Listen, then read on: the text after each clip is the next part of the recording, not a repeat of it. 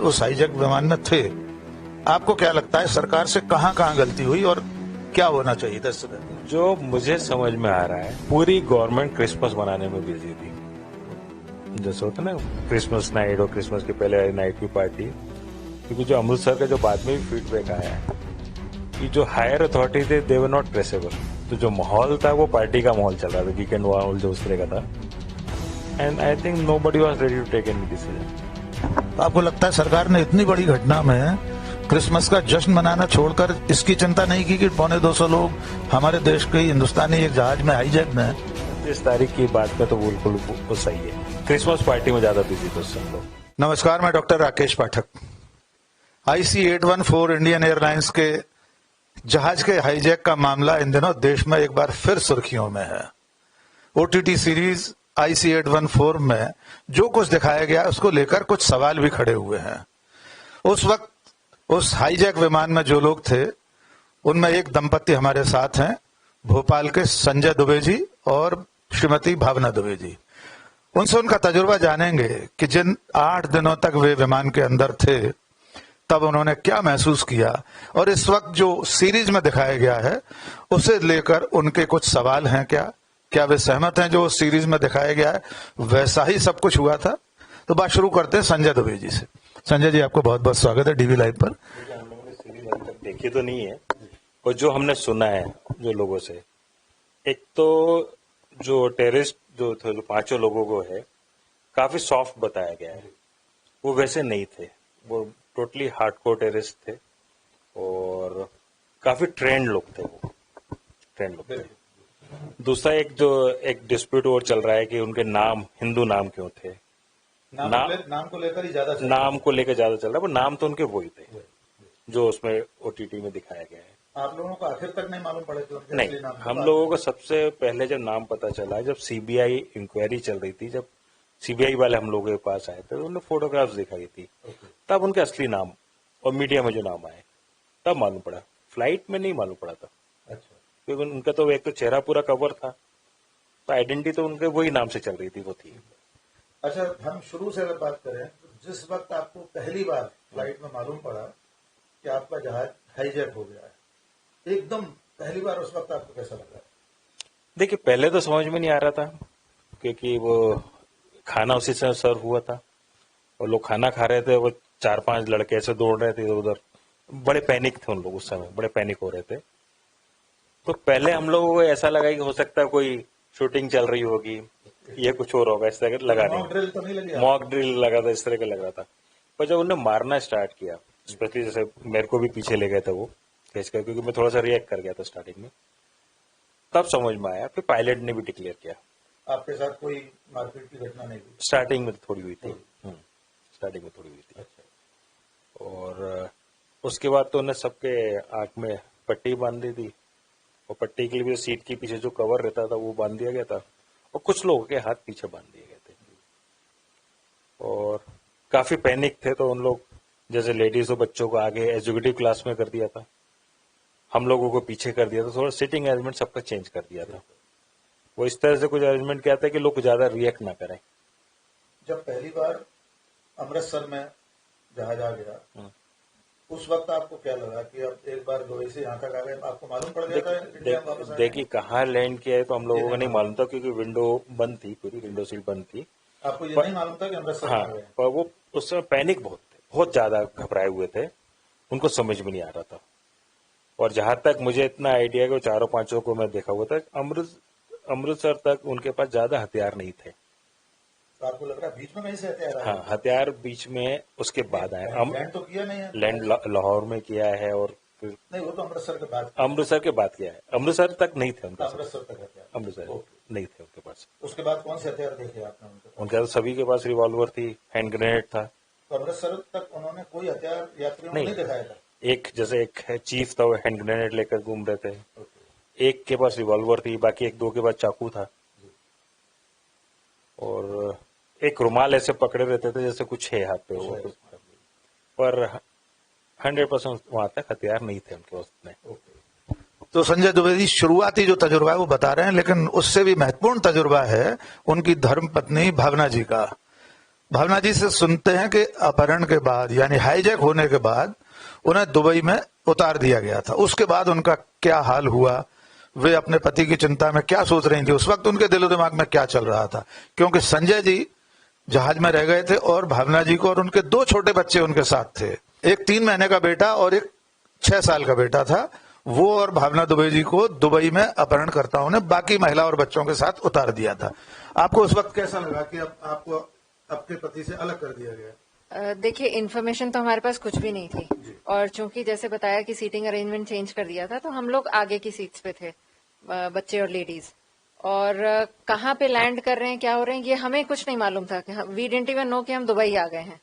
जब हम नीचे उतरे तो इट वाज पिच डार्क, कोई प्रॉपर एयरपोर्ट नहीं था। वो बाद में पता चला कि एयरफोर्स बेस था शायद वो कोई। तो बिल्कुल अंधेरा था, कोई इंसान आजू बाजू कोई भी नहीं था।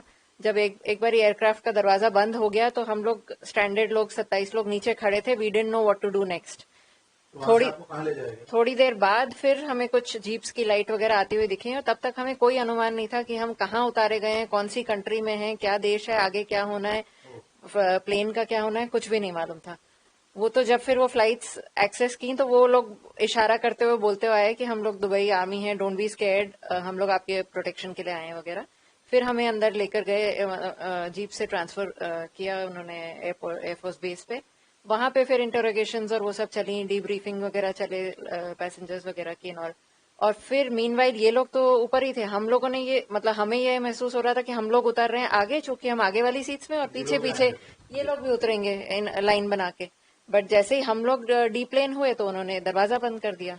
उसके बाद तो फिर हमें जो भी इन्फॉर्मेशन मिल रही थी वो मीडिया से ही मिल रही थी, बाकी तो हमें कोई तो वहां पर दुबई में आपको कहाँ रखा गया था और कहाँ रुकाया गया था? दुबई में हमें किसी होटल में ले गए थे for a very short time और उसके बाद फिर वापस एयरपोर्ट ले आए थे बिकॉज प्लेन इंडिया से आ रहा था, गवर्नमेंट का प्लेन हमें वापस ले जाने के लिए। बट चूंकि एक वो रुपिन कत्याल की डेड बॉडी थी जिसके बहुत सारा पेपर वर्क हो रहा था तो it took a lot of time.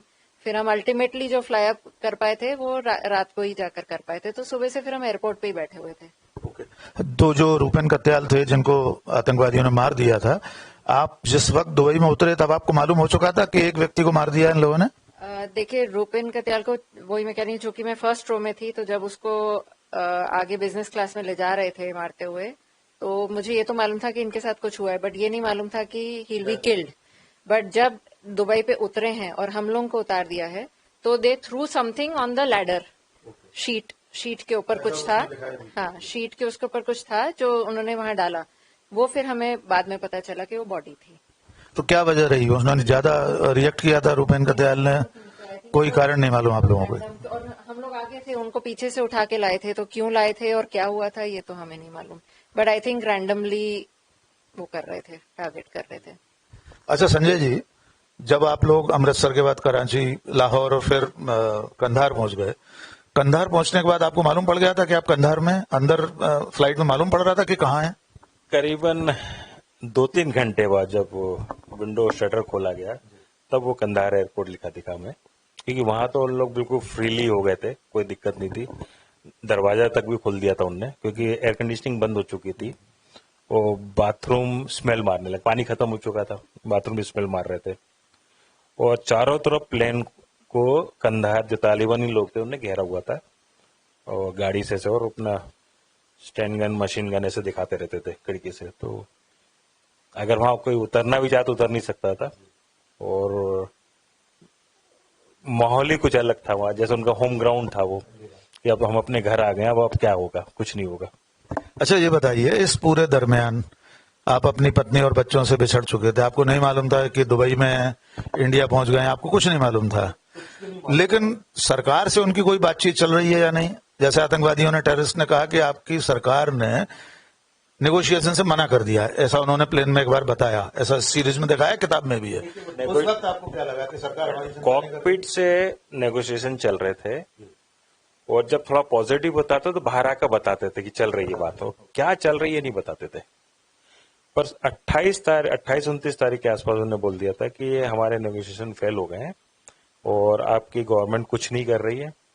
और स्पेशली मैंने देखा था कि वाजपेयी जी और वाजपेयी जी की गवर्नमेंट के अगेंस्ट बहुत थे, अगेंस्ट काफी उल्टा सीधा गंदा बोलते थे वो, और अपने कंट्री तो नहीं बताते थे किस कंट्री के, बट अपने रिलीजन के बारे में बहुत पॉजिटिव बातें करते थे वो, ठीक है ना, रिलीजन के बारे में काफी कन्विंस करने की कोशिश करना इस तरह का करते थे।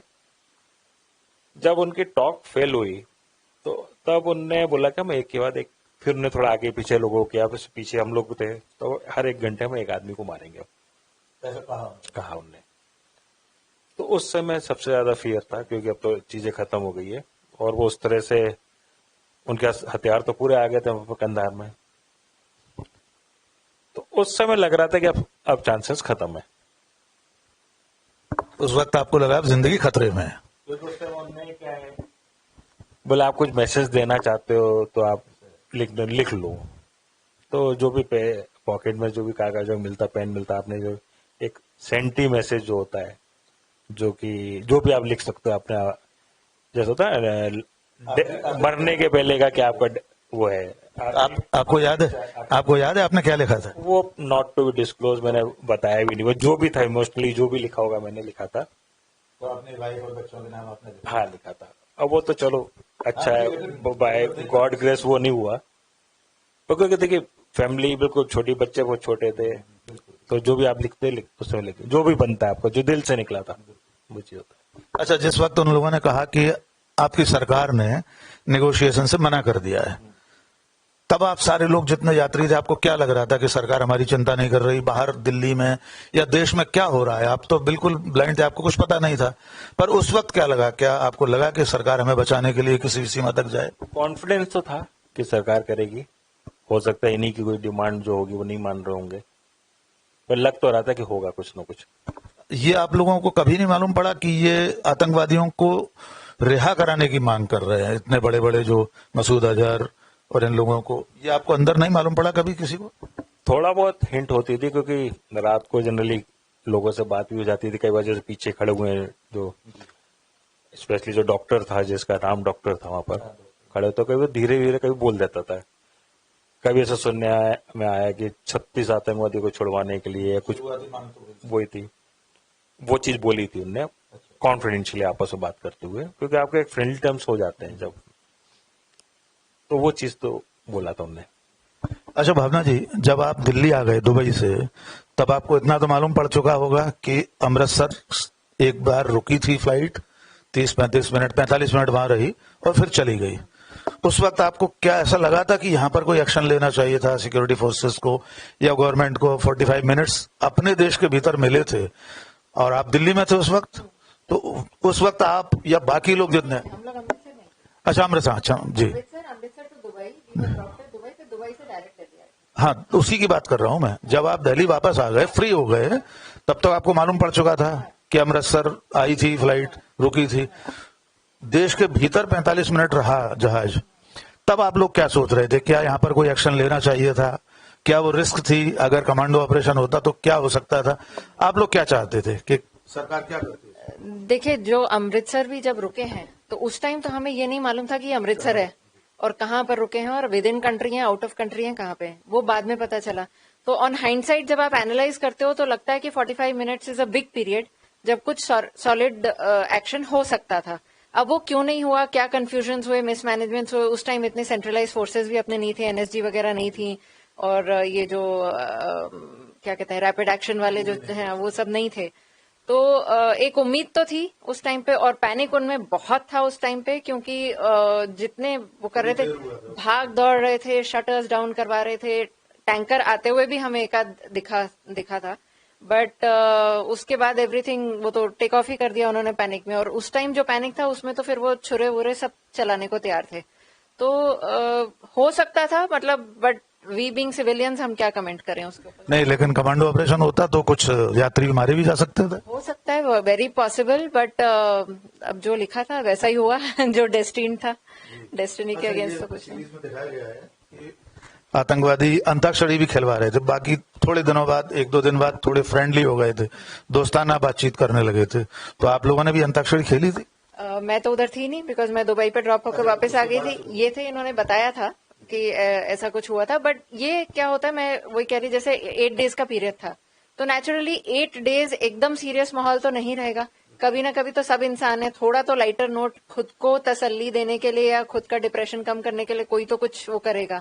तो और चूंकि जैसे कांधार में उनका होम ग्राउंड था, उनको मालूम है बाहर रॉकेट लॉन्चर्स और स्टेन गन्स लिए खड़े हुए हैं, कोई हिम्मत ही नहीं करेगा कोई ऊटपटांग हरकत करने की, तो दे वर नॉट बॉदर्ड। तो बीच में जब नेगोशिएशन वाले दिन थे तब उन्होंने थोड़ा सा लाइटर मूड बीच में कर दिया था कि जब नीचे तो उतर नहीं सकते हो तुम लोग, अंदर जो भी करना है कर लो। तो उस टाइम पे कुछ ऐसे वो है, बट उनका इतना जल्दी पलटते थे कि अगर 1 मिनट कोई गाना गा रहा है और दूसरे मिनट के पीछे से ऑर्डर आ गया कि शूट कर दो तो वो शूट कर देते।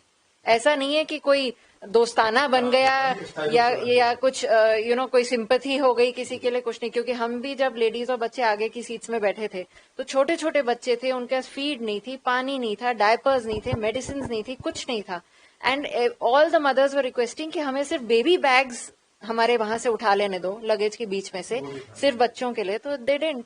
तो उनका ये नहीं था कि कोई सिंपैथेटिक वाला व्यवहार उनका था, बस ये था कि वो लाइटर मोमेंट्स जब बन गए तो बन गए। अच्छा सर जी, मूवमेंट में देखा जाए तीसरे चौथे दिन के बाद बना था थोड़ा बहुत। आपने खेला था अंताक्षरी? नहीं, हम तो बैठे हुए थे पीछे, पर कुछ अब उसी में जब खेल रहे थे, गाना गा रहे थे जो दो चार लोग, जब उन्हें सीधे थे, एक बच्चा बंद नहीं हुआ तो उसको भी उन्होंने थप्पड़ मार दिया था।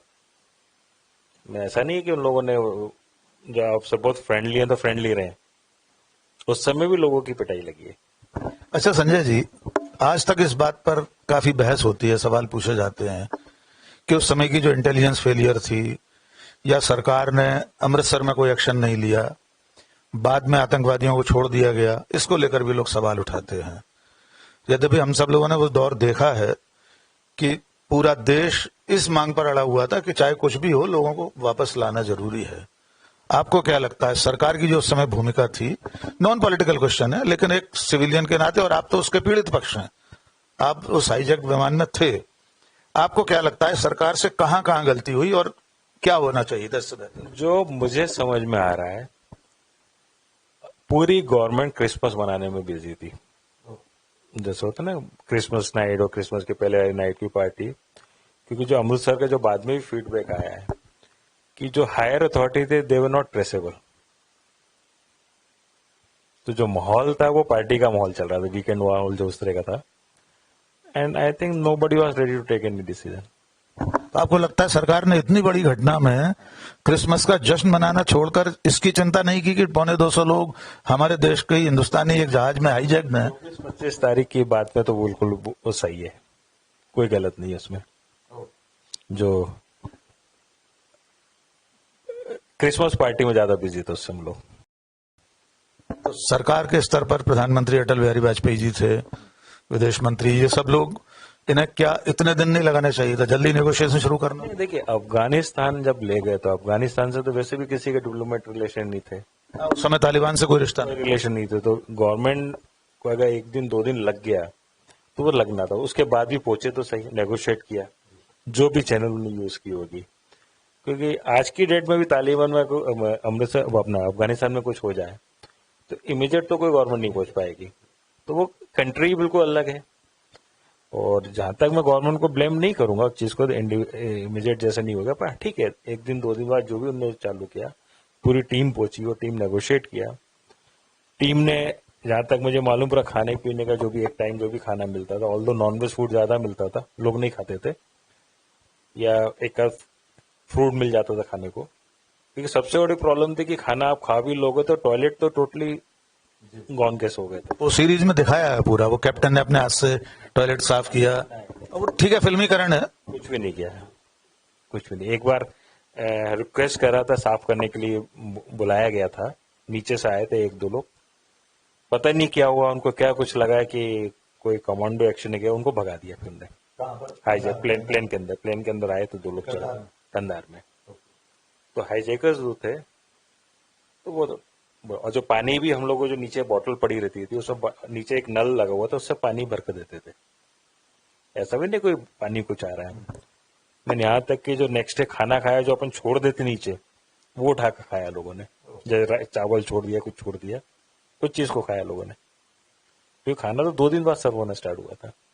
तो ये पूरे 7-8 दिन आपकी जिंदगी के ऐसे दिन रहे कि जिन्हें जब आप याद करते हैं तो क्या फील करते हैं? ना ही याद कर रहे हैं, और दूसरा लाइफ क्या होती वो मालूम पड़ गई, आपकी क्या वैल्यू वो मालूम पड़ गई। भावना जी, आप किस तरह याद करती हैं वो ट्रोमा जो कितने दिन लगे उससे निकलने में आपको? उससे तो खैर आज तक ना निकले हैं, इसीलिए हमने वेब सीरीज देखी भी नहीं है और ना देखने का मन है उसको दोबारा, because we don't want to go through that again.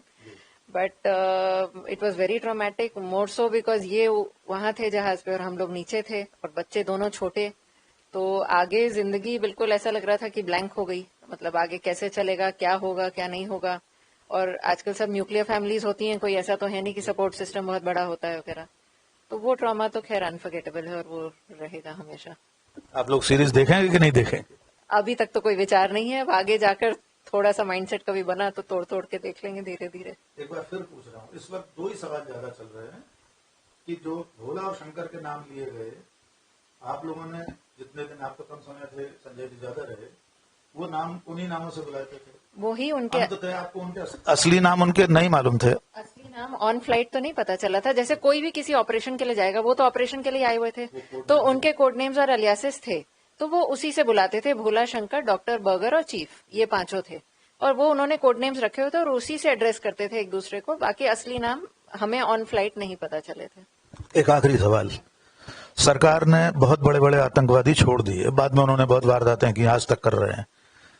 आपको लगता है कि देश के लिए आप लोगों की जिंदगी, सरकार के सामने क्या चुनौती थी, वो उनको छोड़ती तो आप लोग वापस आते, नहीं छोड़ती तो आपकी जिंदगी खतरे में थी। आज आपको क्या लगता है कि वाकई में सरकार ने आतंकवादियों को छोड़ के ठीक किया या गलत किया? देखिए, ये बड़ी कंपैरेटिव सी एक चीज हो जाती है। मैं स्पेसिफिकली नाम नहीं लूंगी, मगर एक पॉलिटिकल इवेंट तो हो चुका था जहां की एक चीफ मिनिस्टर के फैमिली के रिलेटिव को छोड़ा गया था, राइट? तो फिर वो हो जाता है कि इंसाफ तो सबके लिए सेम है। अगर वहां किया तो यहाँ करना भी नाजायज नहीं है, और अगर यहाँ नाजायज था तो वो भी नाजायज था। अब ये तो बीती बात हो गई, उसके ऊपर वो क्या करें। हम बस, हमारी तो खुशकिस्मती है कि वी आर टुगेदर अगेन। बाकी टेररिस्ट पहले भी रहे हैं, आगे भी रहेंगे, वो तो डील करना ही पड़ेगा। It's a constant problem. Sanjay ji, आपको क्या लगता है, आखिरी सवाल, क्या सचमुच में आतंकवादियों को छोड़ना सही फैसला था या और कोई तरीका हो सकता था? अगर ये पहले से ये होता कि नहीं छोड़ते आते, अब पहले तो एक या दो के पीछे 4-4, 5-5 छोड़ दिए, तो अगर 180 लोगों 170 लोगों के लिए 3 छोड़ा है, और जहां तक मुझे मालूम है जो 3 का जो अपने यहाँ पर कोर्ट ने सजा भी दी थी, जो अजहर में जो मैन था उनका, तो उसको तो 6 महीने या साल भर वीसा उसका जाता था, वो वैसे छूट जाता। वो किसी के भी ऊपर, जो अभी तक हमको समझ में आता है, किसी के ऊपर कोई ज्यादा सीरियस, और अपने यहाँ वैसे भी जुडिशरी सिस्टम इतना अच्छा है कि आदमी का कब का जाकर डिसीजन मिलेगा, कब जाकर क्या होगा, कुछ मालूम नहीं है। तो जो दोनों तीनों अंदर थे जिनको छोड़ा है, तो एक का तो मुझे ऐसा मालूम है कि उसका जो वीसा था वो वीसा पीरियड से ज्यादा रुक गया, उसकी जो भी मैक्सिमम सजा वो कर चुका था, ठीक है ना। और किसी के ऊपर भी कोई ऐसा कोई सीरियस केस नहीं थे। आज बोलते हैं अपन ऐसा उन्होंने अटैक किया, पार्लियामेंट अटैक किया, ये किया। अब मैं आपको एक चीज बताऊं, जैसे अजहर के लिए तो वो बोलते थे जो हाईजैकर कि वो हमारा गांधी है, ये बोलते थे फ्लाइट में। ये बात पहली बार सामने आ रही है? वो तो बोलते थे, मेरे से तो बोला है उनने। अच्छा, वो भीड़ इकट्ठी कर सकता है। एक बार फिर रिपीट कर दीजिए, वो लोग क्या बोलते थे? मसूद अजहर के लिए? मसूद अजहर के लिए बोलते थे, वो हमारे लिए तो गांधी है, वो भीड़ इकट्ठी कर सकता है, उसकी इतनी इज्जत थी वहां पर, वो टेररिस्ट के बीच में। मैं गांधी जी से कंपेयर नहीं, गांधी जी का एक अलग स्टेटस है, वो उनसे हम कंपेयर भी नहीं कर सकते, सवाल ही नहीं, कभी नहीं। उन लोगों के लिए अगर वो आतंकवादी भी अपने उसमें नाम रख रहे हैं, उस तरह का रख रहे हैं, क्योंकि उन्होंने देखिए अपना नाम भी तो उन्होंने शंकर भोला ही सब रखा, भगवान जी के नाम से रखा है, तो वो तो किसी भी लेवल में जा सकते हैं। आप सीरीज देखेंगे कि नहीं? हाँ, देखेंगे, क्योंकि जब इतनी पब्लिसिटी हो गई है तो एक बार देखें कैसा क्या है। अब देखिए, सीरीज तो उन्हें अपने पैसे के लिए बनाई, प्रॉफिट के लिए बनाई है उनने, ठीक है, और इस डिस्प्यूट से उससे उनका और अच्छा ही चल रहा है, दे आर मेकिंग मनी, तो वो प्रॉफिटेबल हो गया उनके लिए तो प्रोजेक्ट ये। तो ये थे संजय दुबे और भावना दुबे जी, जो IC-814 में इंडियन एयरलाइंस के उस विमान में थे जैसे आतंकवादियों ने 1999 में अपहृत कर लिया था, हाईजैक करके कंधार ले गए थे, और उसके बाद दुर्दांत आतंकवादियों को छोड़ा गया था। उसके बाद आप सब लोग सकुशल लौट कर आए, लेकिन आज भी 25 साल बाद भी संजय दुबे और भावना दुबे के दिलो दिमाग में वो घटना, वो 7-8 दिन आज भी वैसे के वैसे दर्ज हैं। आमतौर पर वे उसे याद भी नहीं करना चाहते, लेकिन वे मानते हैं कि जिस तरह से सीरीज में दिखाया गया है उसमें आतंकवादियों की भूमिका जिस तरह थोड़ी सॉफ्ट दिखाई गई है वैसी नहीं थी। वे हार्डकोर आतंकवादी थे, टेररिस्ट थे। चूंकि लगातार 7-8 दिन का वाकया है तो बीच बीच में वे अंताक्षरी भी करते थे। जहां तक नाम का सवाल है, वे भोला और शंकर नाम से ही एक दूसरे को बुलाते थे और सबके कोड नेम थे जो सीरीज में दिखाए गए हैं। इसके बावजूद जब शुरुआत में घटना हुई थी उसको लेकर संजय जी का कहना यह है कि उस वक्त की सरकार और प्रशासन के लोग क्रिसमस के मूड में थे, जश्न मना रहे थे। तत्काल उतनी गंभीरता से इस घटना को, इस हाईजैक को नहीं लिया गया, इसलिए शायद थोड़ी देरी हुई।